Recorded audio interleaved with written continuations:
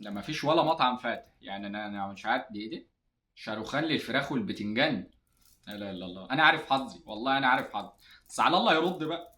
يعني ايوه ايوه، الو الو ايه دي؟ عليكم السلام ورحمه الله وبركاته. دي مش مطعم فراخ يا ابني ان شاء الله ولا؟ ها؟ ينينا ان شاء الله يا ابني، ينينا يا رب تطلع. طب بص يا ابني، انا كنت محتاج فرخه شوايه. يا رب تفهمني بقى. بقى. آه، آه، ايه دي؟ لا لا لا لا، خلاص يا واحد الله، واحد الله، انا ما قلتلكش حاجه. هو دي كده لسه بيرن ولا دي كولتون ولا دي ايه؟ انت عارف الفرخه، انا قصدي فرخه. اننا برضو اللغه عندكم كلها اننا.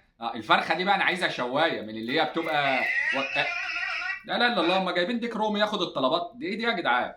لا لا لا. خلاص يا ابني، عشان لو بتشتم ولا حاجه ربنا يسامحك بقى. انا هطفح اي حاجه من هنا.